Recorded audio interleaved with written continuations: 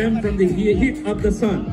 It also represents the Filipinos because, aside from the farmers, this is also used by Filipinos with different status. The dance can be composed of female and male dancers or all female dancers, and also wears the traditional balintawak costume and accompanied by rondalia music playing fast rhythm folk songs. This is being danced during special occasion, especially in the Luzon part of the province or Luzon part of the Philippines. Yeah. So, ladies and gentlemen, are you ready? Ready ba kayo?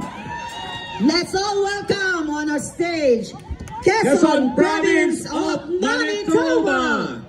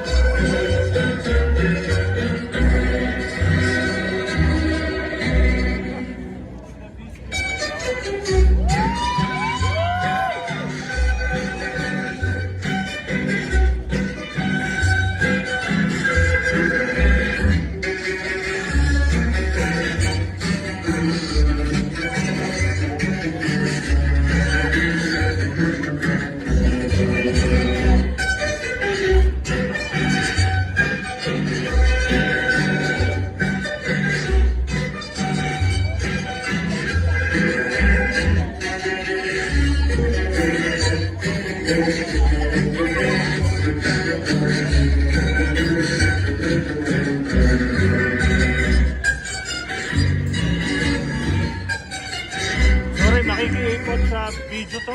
Okay.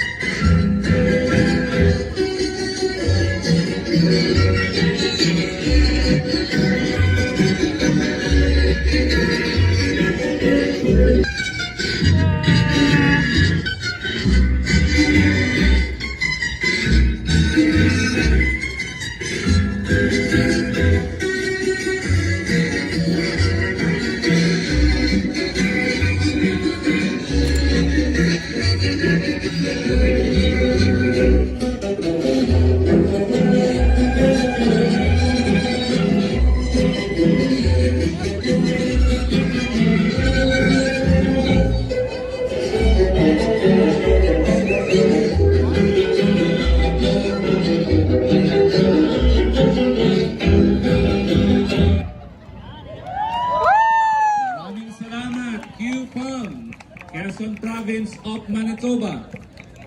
Di ba ang ganda ng palabas nila?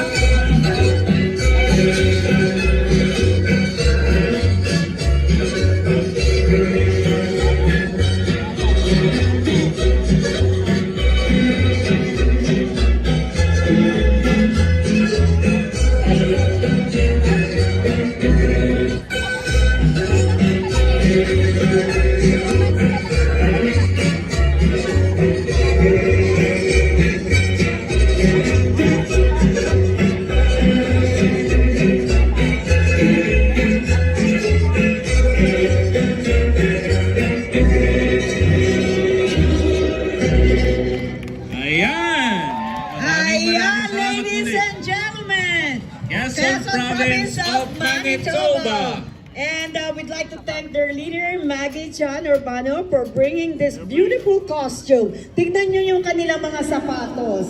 All the way from the Philippines and Pwedeng- also their hat. Pwedeng iwanan nyo na yan mamaya. Very native talaga. Yeah, it's nice to see this beautiful costume, di ba? Talagang pinaghandaan, pinagpaguran. Siguro, Tita Edna, I'm dreaming of a place where all our national costumes will be put together. Yes, yes. And it's something to be proud of, di ba? Maraming It is salamat po. wonderful to showcase these beautiful costumes and talents, lalo na sa ating mga friends dito sa Canada. Saka yung mga kabataan dito, iitan nila na